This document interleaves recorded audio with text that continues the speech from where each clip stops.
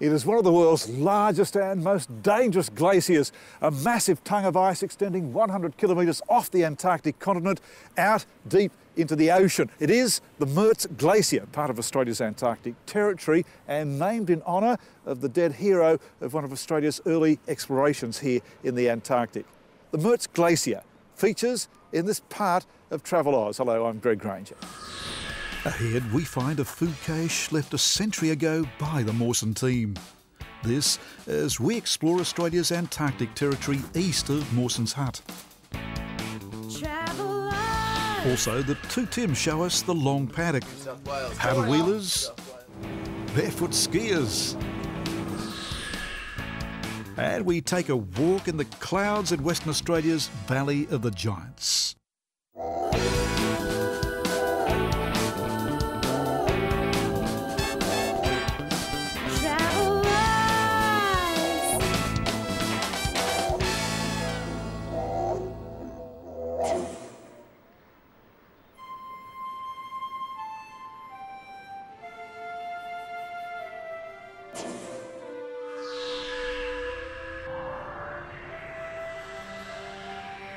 It's midnight in the land of the midnight sun.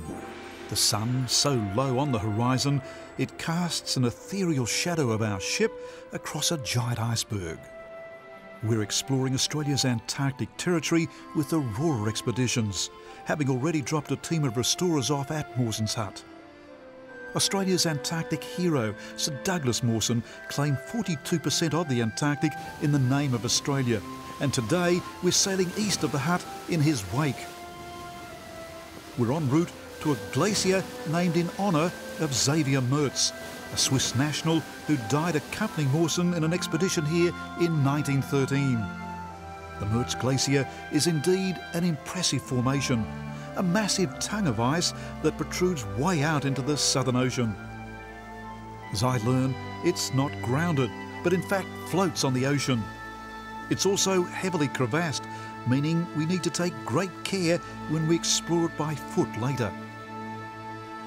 Sailing with us today is Sir Douglas Mawson's great-granddaughter, Emma McEwen. Well, this glacier was named after Xavier Mertz, who was on Mawson's Australian Antarctic expedition of 1911 to 14, and he died just near this glacier, which Mawson subsequently named after his death. It's a very dangerous glacier. It's more than 70 kilometres long and more than 30 kilometres wide, and very heavily crevassed. And Mawson, Mertz and Ninnis had to cross this glacier and the Ninnis Glacier, named after Belgrave Ninnis, who also died on that sledging journey, which is sort of just next door to the Mertz Glacier. They had to cross both these glaciers on their way out, on the outward bound journey, and Mawson had to cross both on the way back as well.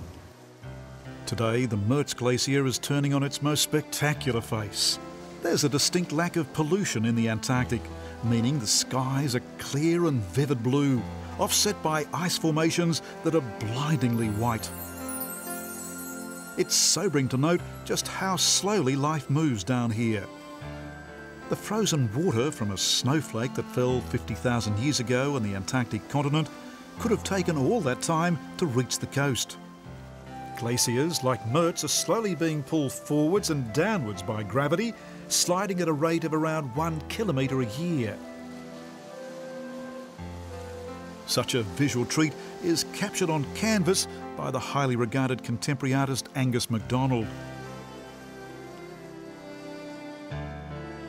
Other passengers take to rubber inflatables to explore the Mertz Glacier even closer.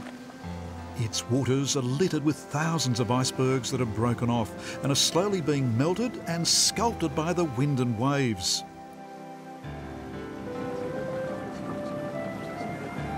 One berg we find is adorned with dozens of icicles, and I just have to take a sample. Towering over and around us are the ice cliffs, often standing up to 30 metres high. Such high, sheer walls are a formidable barrier, meaning to get up on top of the glacier, we need to transfer to one of the two helicopters on board the Marina Svettiva. There follows a superb flight, Below us, the sea ice that formed last winter is now beginning to break up, creating a beautiful and extensive patchwork pattern.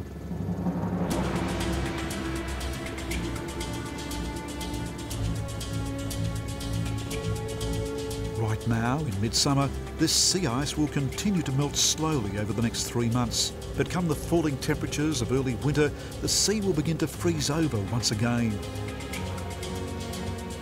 High winds and waves have also created special formations, like this cave in the ice cliff. And then it's up and over the top of the glacier. It's on this flight I learned that this glacier has been advancing without calving for some 80 years.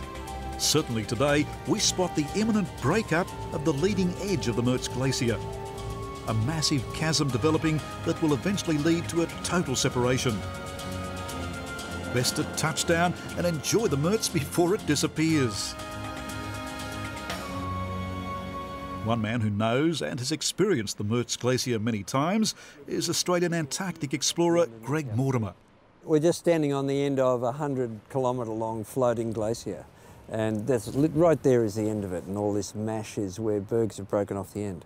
About 50 kilometres wide, and it moves up and down on the tide each day. That's right, it's tidal. So we right now are standing on top of this glacier, and in fact, we're moving a metre or two depending on that tide. Every day flexing up and down a couple of metres. And then it gets tired of that and breaks off and floats away.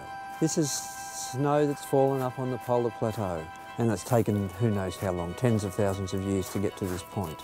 And there may be underneath our feet hundreds of thousands of years old ice.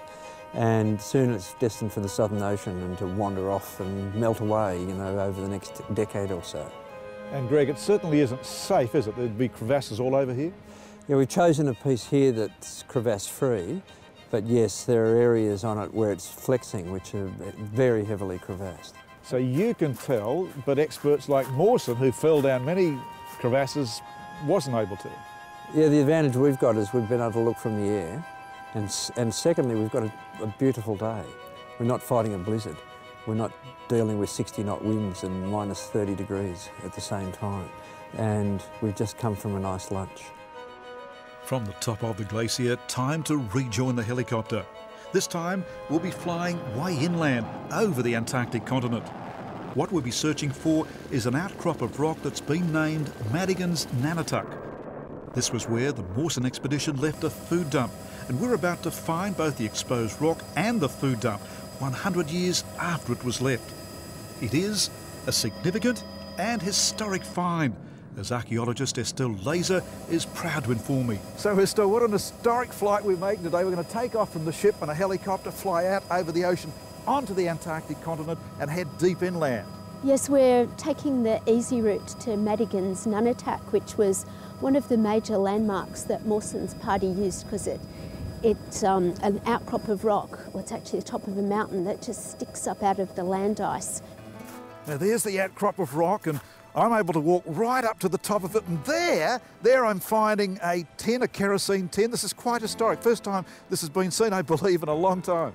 Yes, Mawson wrote about this being used as a depot for food, but one didn't expect to actually see it. So there's a can that they established, and there's a kerosene tin, and inside there look like there are at least 3 calico bags. It's of huge archaeological significance because we have archaeological material here, so this extends the boundaries of where we have an archaeological site for the Australias Antarctic expedition of 1911 to 14.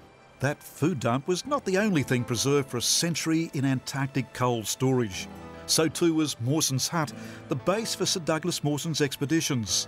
In a previous episode of Travel Oz, we featured the hut as we dropped off a team of restorers. Now they're spending the Antarctic summer working on this historic building, and in a future episode we'll show how they fared.